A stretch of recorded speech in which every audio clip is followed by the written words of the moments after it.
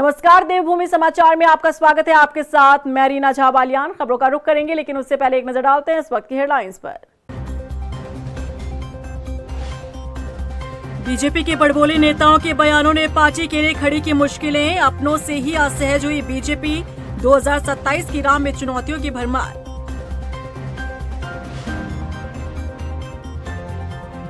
प्रदेश में सरकारी राशन विक्रेताओं के लिए नई व्यवस्था। ई पास मशीनों से मिलेगा राशन, सभी गोदामों पर लगाए गए इलेक्ट्रॉनिक कांटे।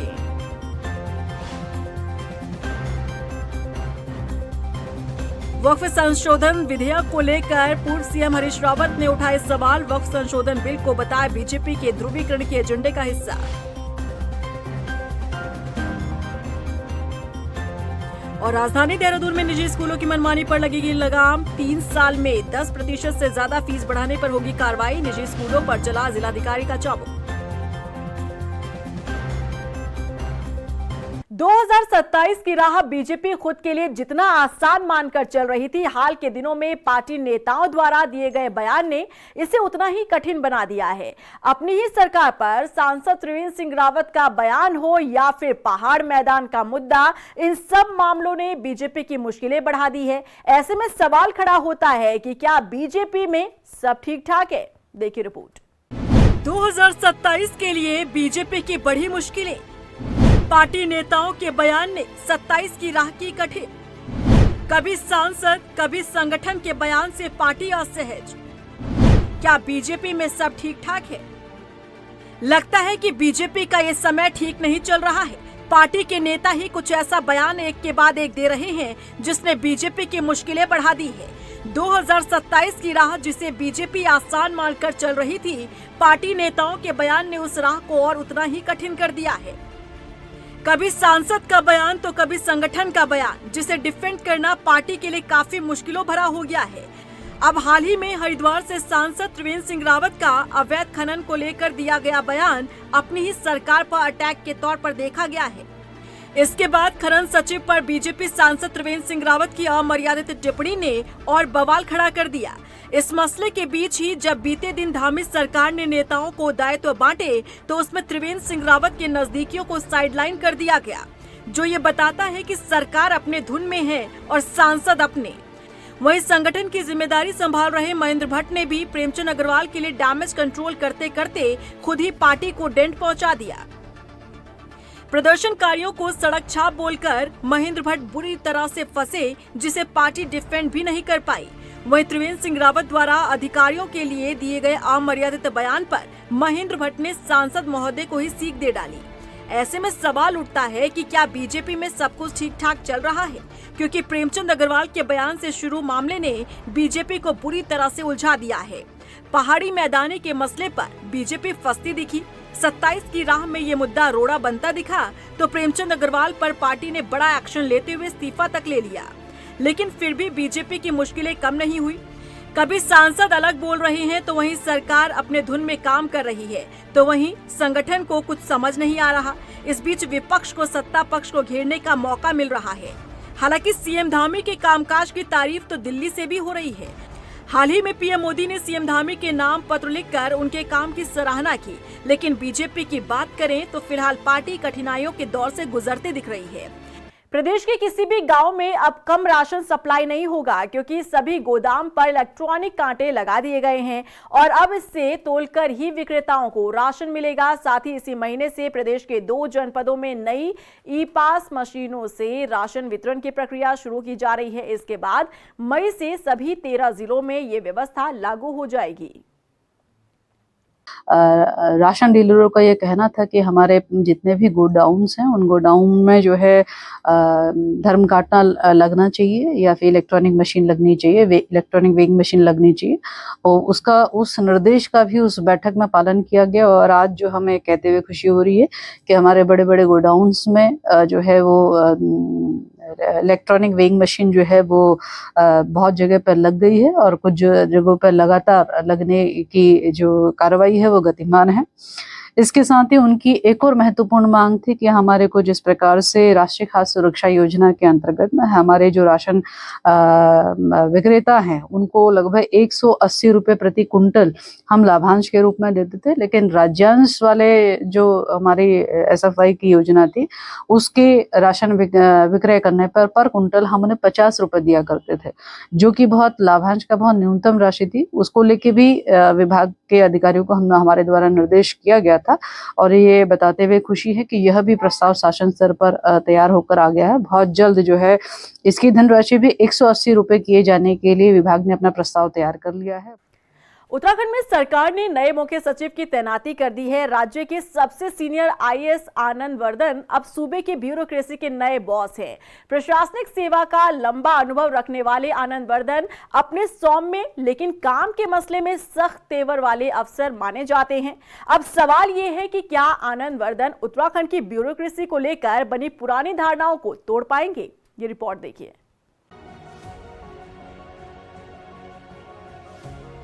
उत्तराखंड में ब्यूरोक्रेसी हमेशा से चर्चाओं में रही है।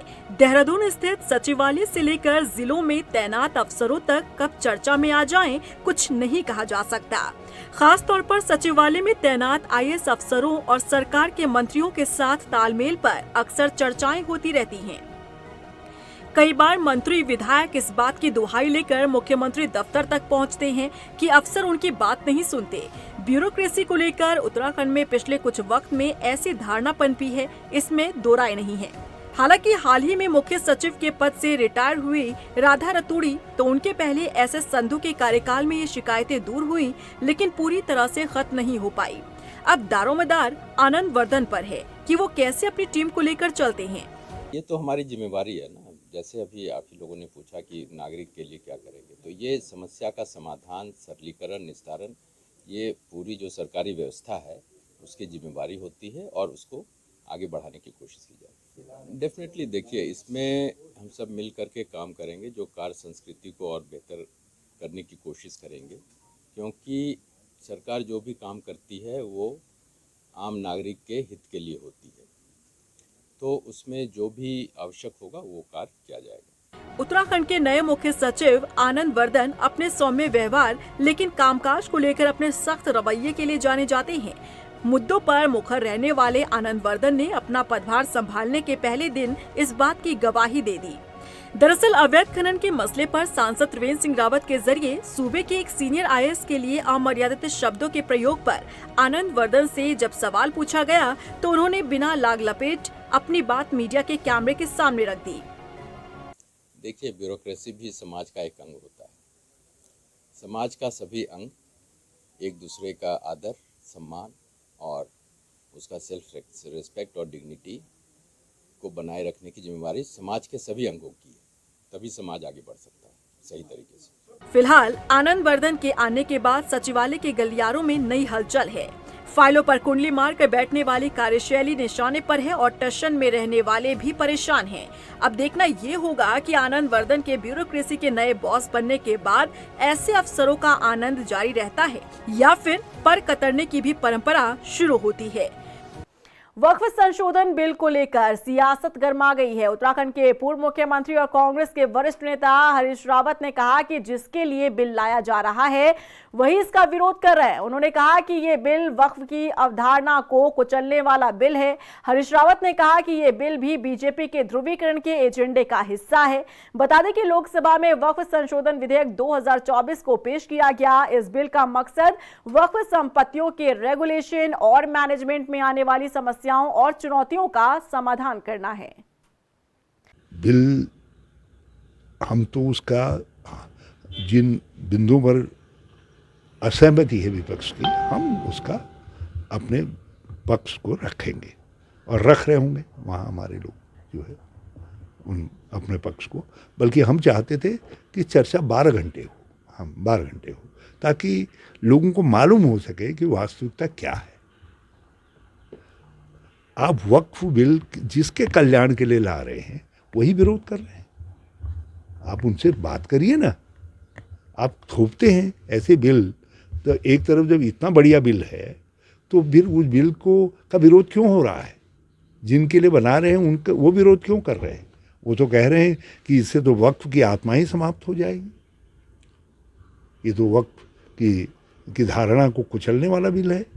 वहीं कांग्रेस ने मिलावटी कुट्टू के आटे की सख्त जांच करने की मांग की है। करण माहरा का कहना है कि इसकी जांच जरूर होनी चाहिए और कुट्टू के आटे में ऐसी कौन सी चीज मिलाई गई थी जिसकी वजह से इतने लोग बीमार हो गए।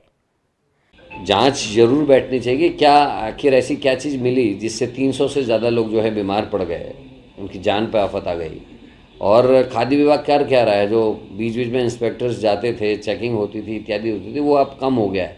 केवल एक फिक्स हो गया कि फल दुकान से इतना लेना है, उसके अलावा कहीं भी सही मायने में जो चेकिंग होनी चाहिए वो नहीं होती। केवल दिवाली में कुछ दिन ये दिखा देते हैं कि हमने नकली खोया पकड़ लिया, हमने ये पकड़ लिया। तमाम लोगों की शिकायतें रही, नकली तेल मिल रहा है, नकली घी आ रहा है, कई चीज़ें ऐसी चीज़ें हो रही हैं।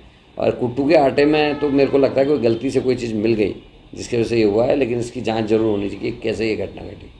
प्राइवेट स्कूलों की मनमानी का प्रेशर झेल रहे अभिभावकों के लिए राहत भरी खबर है। मनमाने तरीके से फीस बढ़ोतरी करने वाले स्कूलों पर अब जिला प्रशासन का डंडा चलेगा। अभिभावकों से मिल रही शिकायत के बाद देहरादून जिला प्रशासन एक्शन ले रहा है। देखिए रिपोर्ट। प्राइवेट स्कूलों की मनमानी पर शिकंजा, देहरादून जिला प्रशासन का चला डंडा। फीस बढ़ोतरी मामले में स्कूलों पर एक्शन, कार्रवाई के मूड में जिला प्रशासन। हर साल स्कूल खुलते ही अभिभावकों की टेंशन दोगुनी हो जाती है। एक तो फीस में बढ़ोतरी और दूसरा महंगी किताबें। इस बार भी देहरादून में नया सेशन शुरू हुआ तो अभिभावकों को बढ़ी फीस का पर्चा पकड़वा दिया गया, जिस पर पेरेंट्स ने आवाज उठाई। तब जिला प्रशासन एक्शन मोड में आया।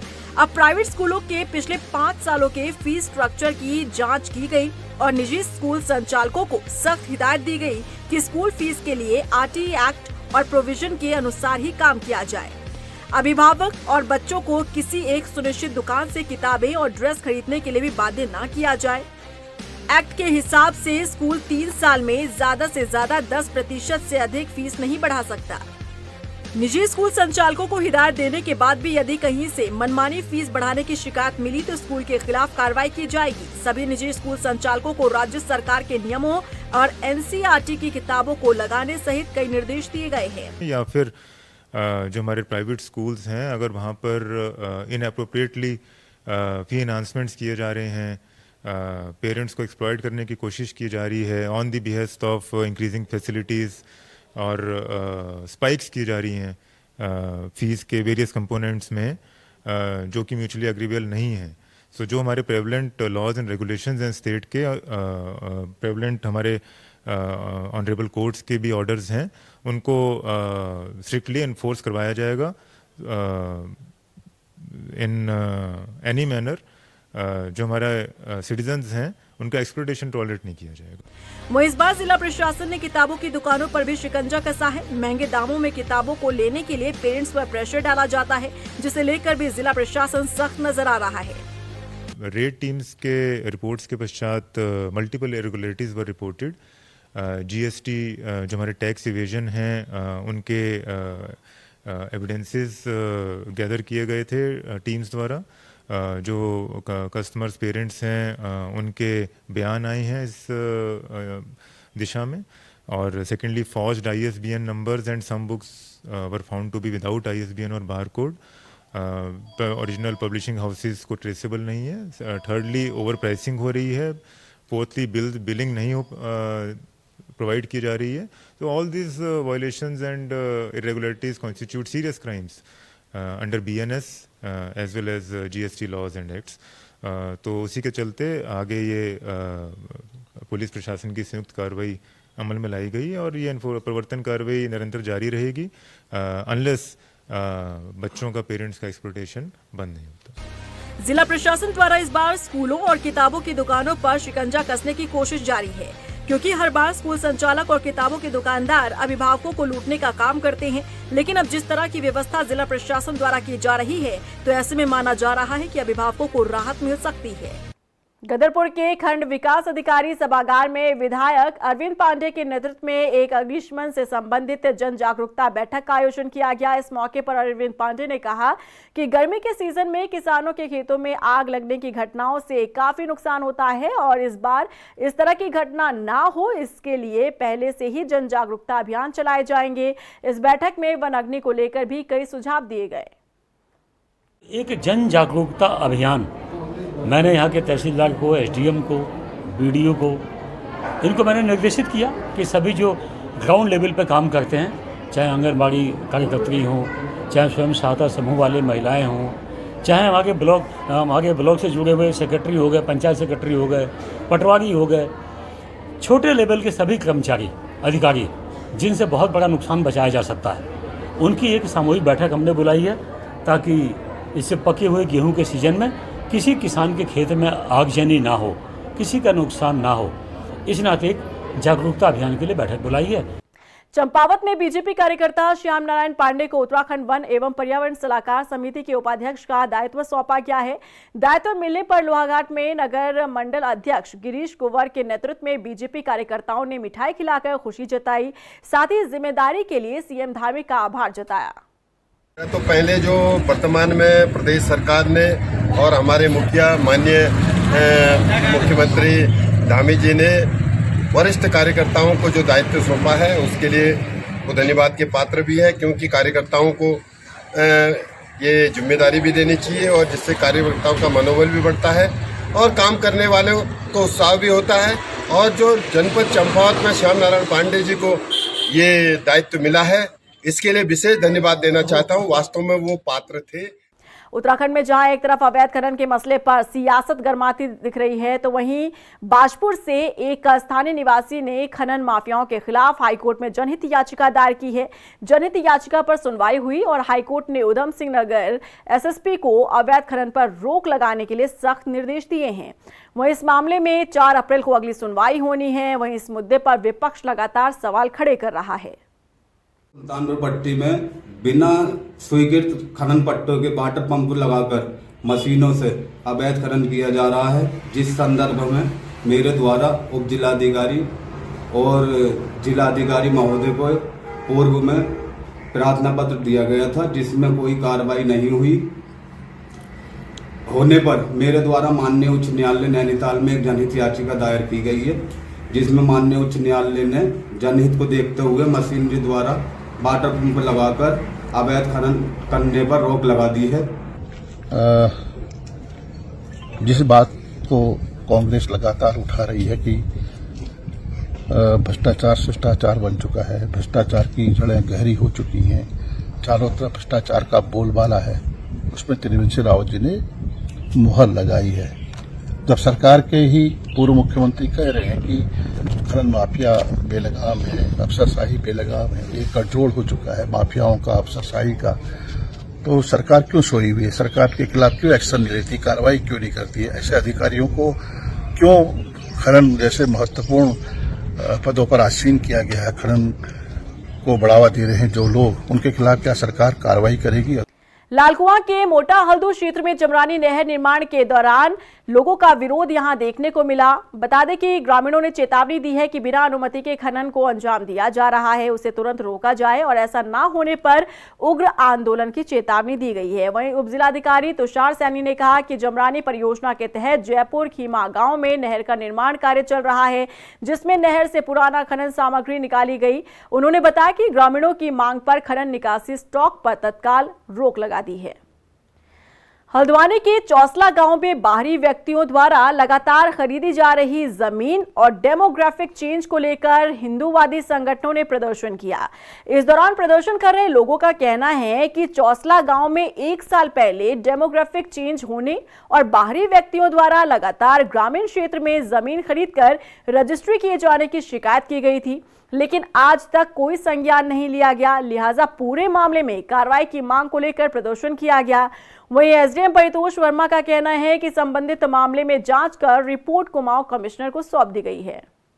40 आदमी उत्तर प्रदेश से हल्द्वानी आता है, हल्द्वानी रोडवेज स्टेशन उतरता है। 10 आदमी हल्द्वानी से उत्तर प्रदेश जाता है और 30 आदमी हल्द्वानी रहता है, जो पहाड़ भी चढ़ता है, जो क्षेत्र में भी जाता है और वहाँ भी जाता है। 3-3 महीने 6-6 महीने के अंदर उनके आखिर कैसे राशन कार्ड, पहचान पत्र, वोटर ID कार्ड हो या आधार कार्ड हो बन जा रहे हैं? सोचनीय प्रश्न है। 32% डेमोग्राफी चेंज सिर्फ नैनीताल जिले की।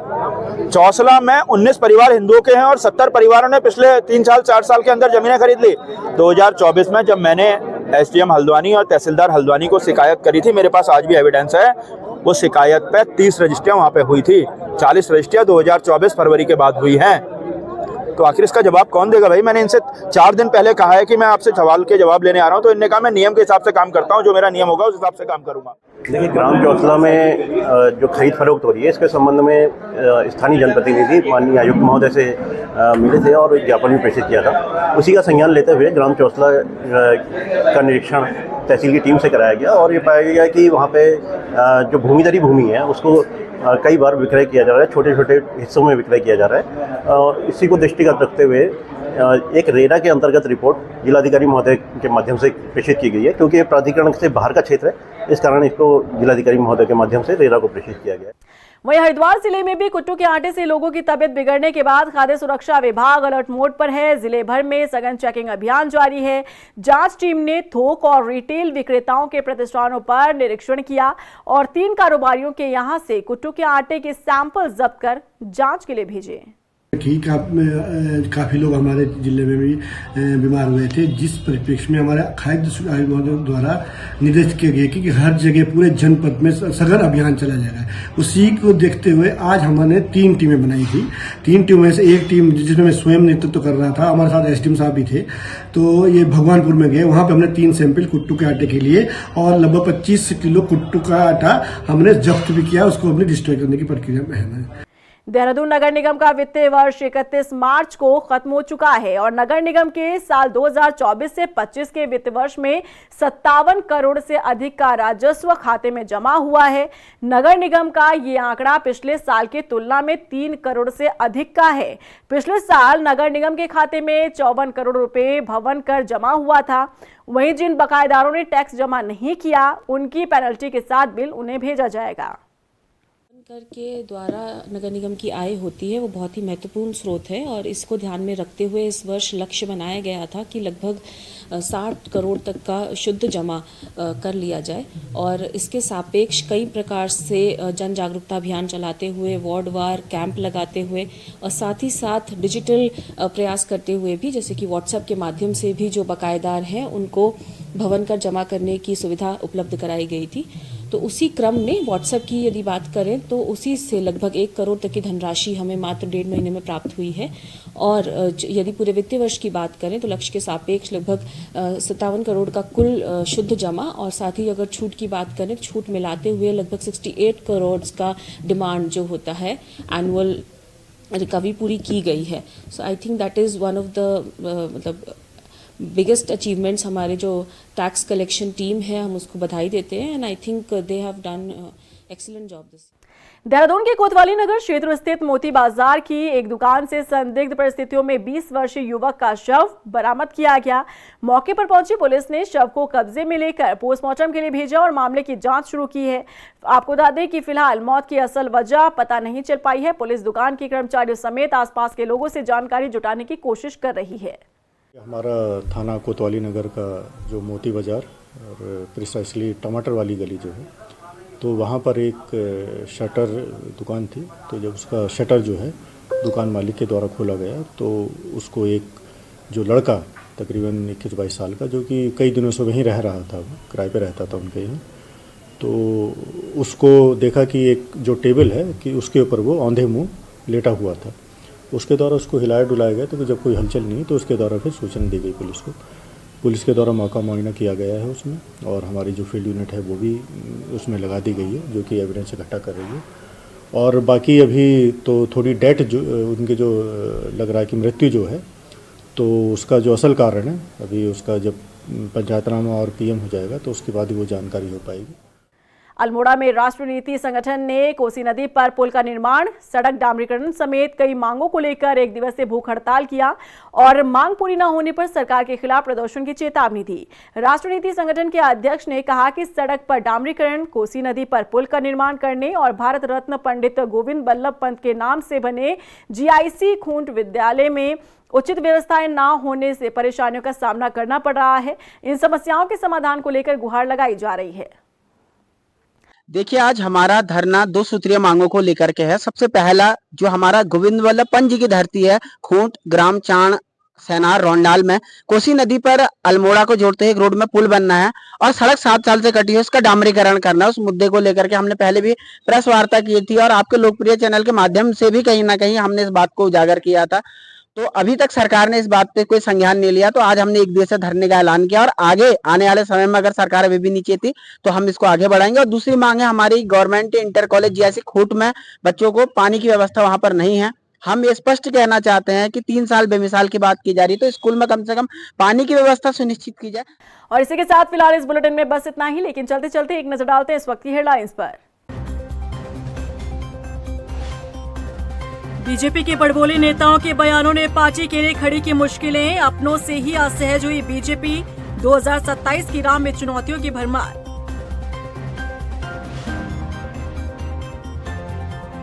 प्रदेश में सरकारी राशन विक्रेताओं के लिए नई व्यवस्था, ई-पास मशीनों से मिलेगा राशन, सभी गोदामों पर लगाए गए इलेक्ट्रॉनिक कांटे।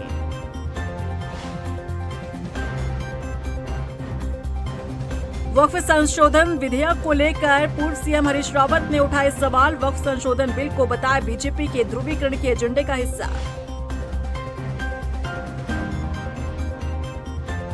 और राजधानी देहरादून में निजी स्कूलों की मनमानी पर लगेगी लगाम, 3 साल में 10% से ज्यादा फीस बढ़ाने पर होगी कार्रवाई, निजी स्कूलों पर चला जिलाधिकारी का चाबुक।